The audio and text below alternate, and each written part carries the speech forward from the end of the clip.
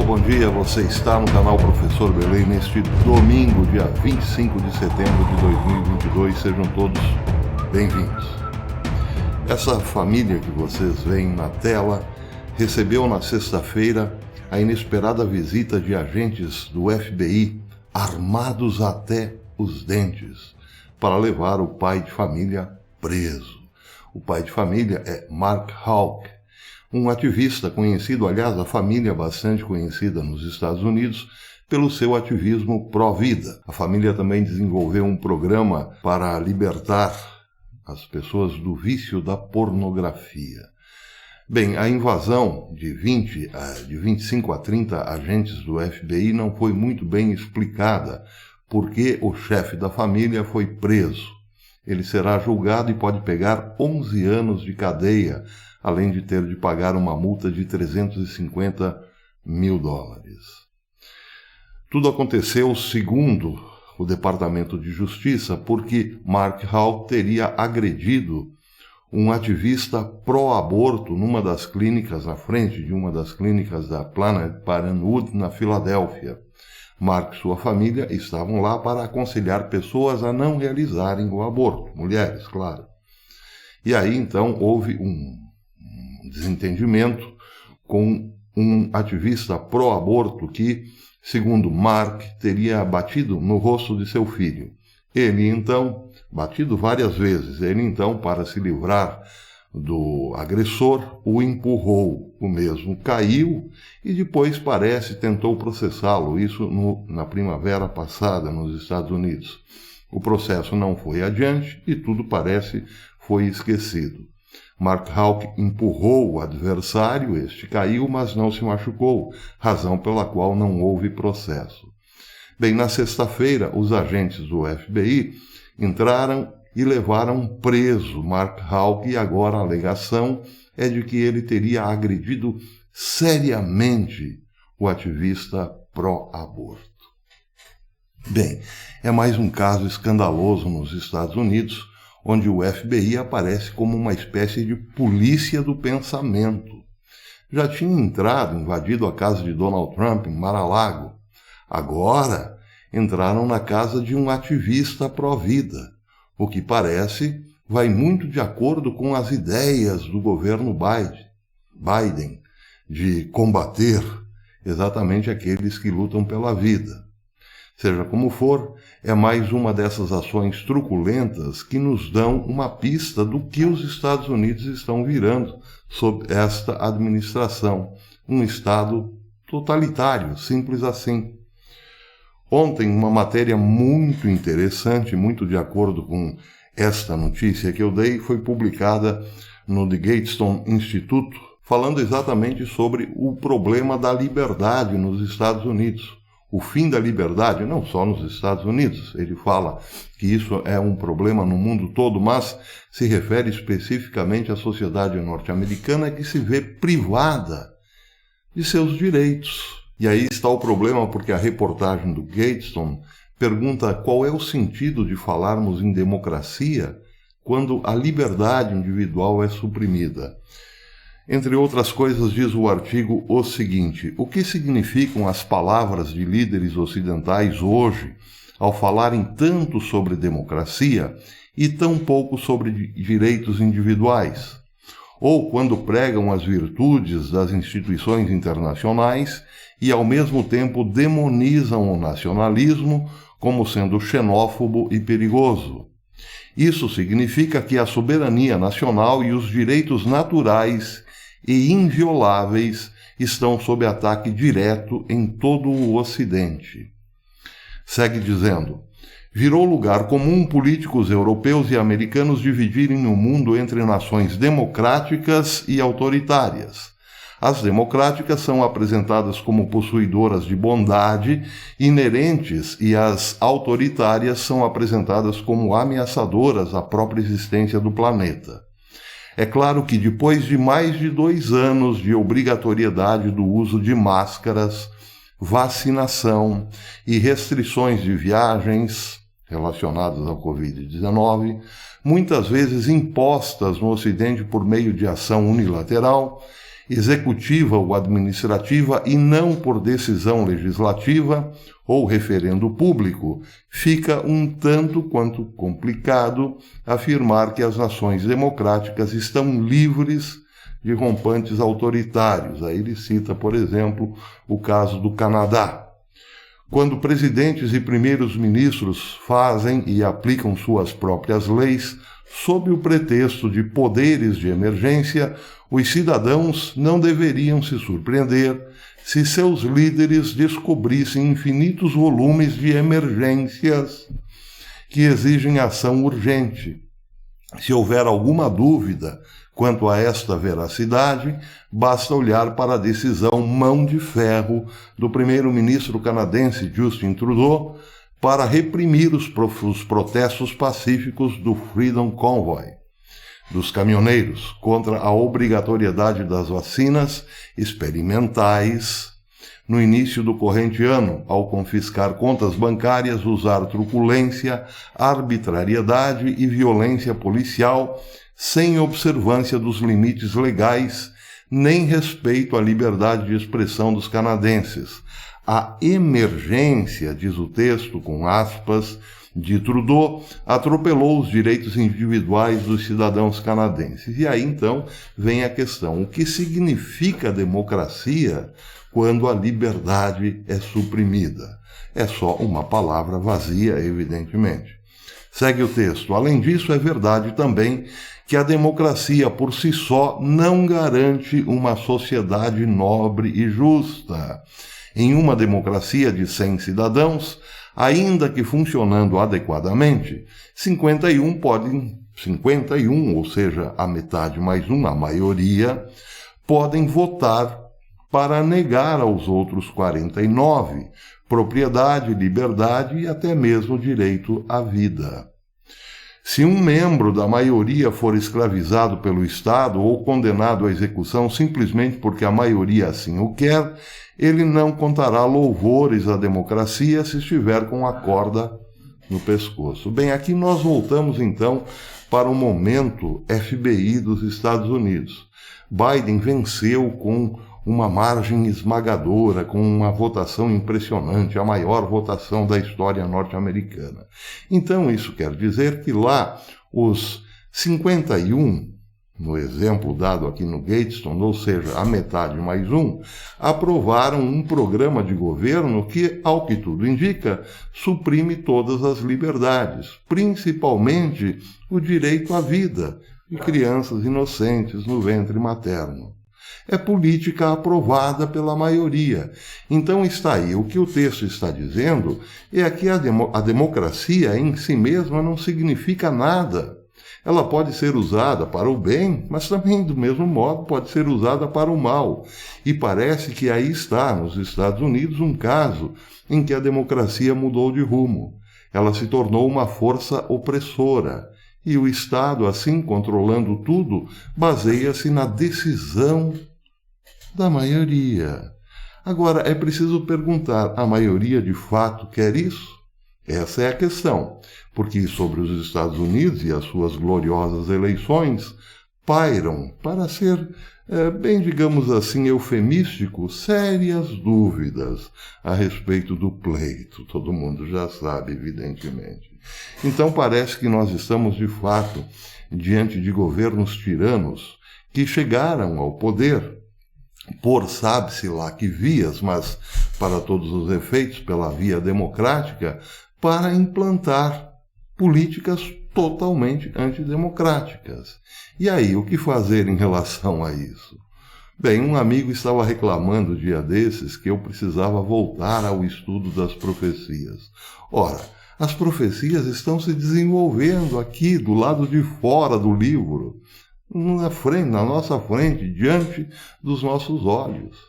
O livro que nós estamos vendo, o livro profético, é um livro que está se desenrolando, ou melhor, está sendo escrito agora, diante dos nossos olhos. Estamos indo, sim, para tudo aquilo que já foi profetizado. Um mundo comandado por uma pequena minoria, em detrimento de dos anseios populares, as pessoas, a pessoa humana, o ser humano parece não significa mais nada dentro desse despótico regime que parece quer englobar a todos. Então está aí. É preciso lembrar que há 2000 anos, por exemplo, o profeta João havia dito que todos seríamos, ou quase todos, marcados como gado, e ninguém poderia comprar ou vender se não tivesse tal marca. Pois é, essas coisas que nós já lemos e ouvimos tantas vezes estão acontecendo diante dos nossos olhos. Se ficarmos só no livro, parece esqueceremos do que está acontecendo agora, na realidade. E parece que é exatamente esse o nosso problema. Nós nos excitamos com o livro, porque acreditamos que serão coisas que irão acontecer lá na frente, sabe-se lá quando. Ao passo que estão acontecendo agora. Bem, mais uma nota interessante a respeito do mundo que vivemos. O PayPal entrou em fúria, bloqueando o acesso de organizações que não gostam de seus serviços, diz hoje o Post-Atvista. A Free Speech Union, FSU, é uma das várias organizações que acabaram de perder o acesso à plataforma financeira. O PayPal desmonetizou a União da Liberdade de Expressão. E isso, claro, não é incomum. Não é incomum que empresas hoje financeiras como o PayPal retirem serviços de indivíduos ou grupos que expressam pontos de vista politicamente controversos.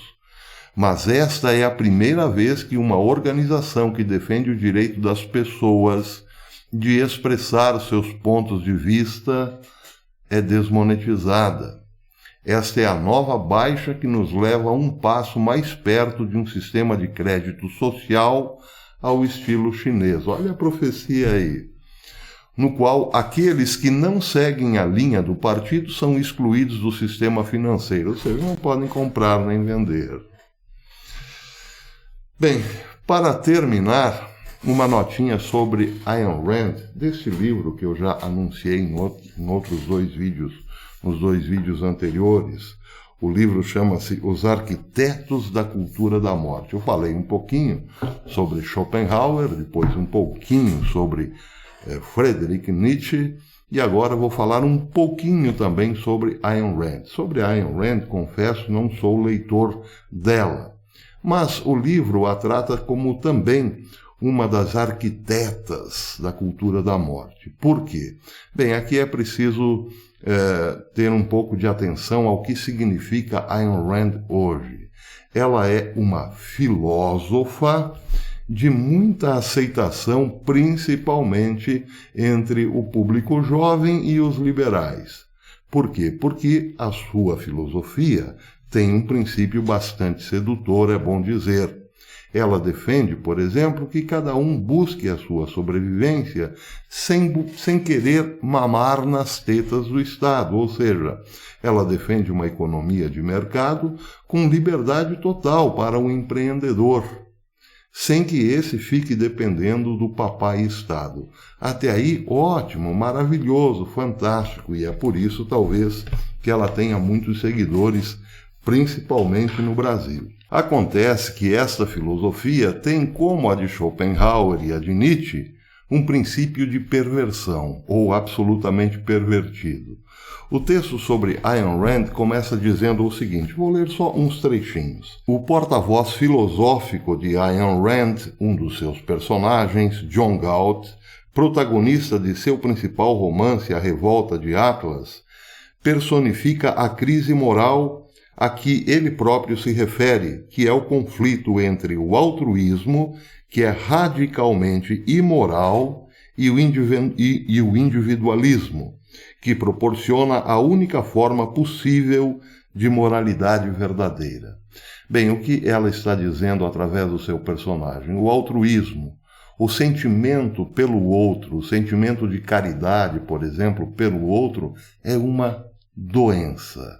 Ou seja, aqui está, claro, uma perversão do ego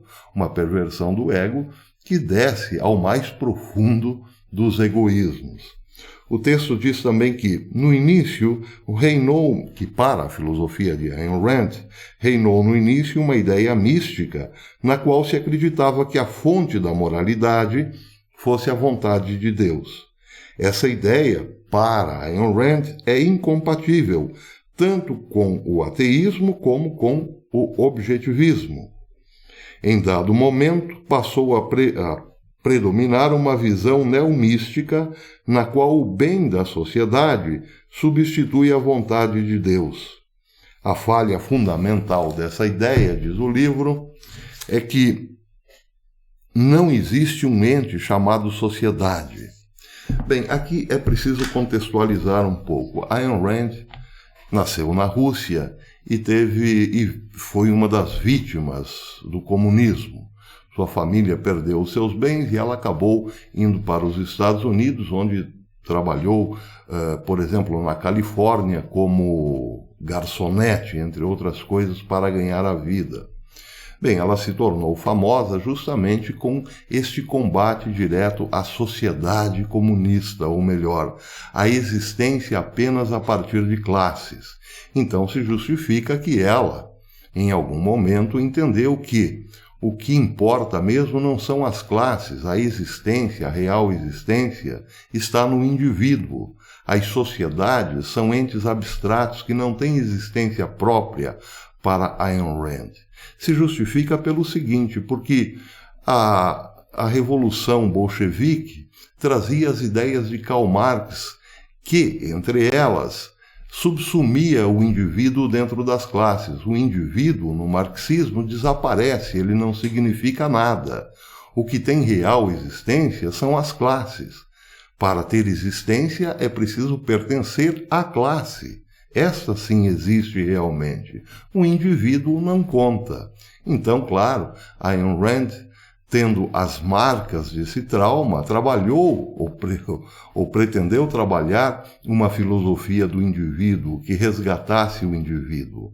Só que, detalhe, o indivíduo que foi resgatado por Ayn Rand é um solitário, entre outros indivíduos também solitários. Ou seja, ao resgatar um indivíduo, ela o fez de tal forma que cortou os seus laços com outros indivíduos, para que não houvesse nenhuma possibilidade de ente social. Mergulhou, claro, com isso o indivíduo na mais profunda solidão e no mais profundo egoísmo. Diz o livro também, um indivíduo pertence a si próprio como indivíduo. Ele não pertence a Deus em nenhuma medida, e tampouco pertence à sociedade. Mais adiante, ela diz que, por conseguinte, é preciso negar veementemente que grupos tais como os nasciturnos, os agricultores, os empresários, etc., tenham algum direito. Aqui, então, a filosofia de Ayn Rand chega a um radicalismo extremo.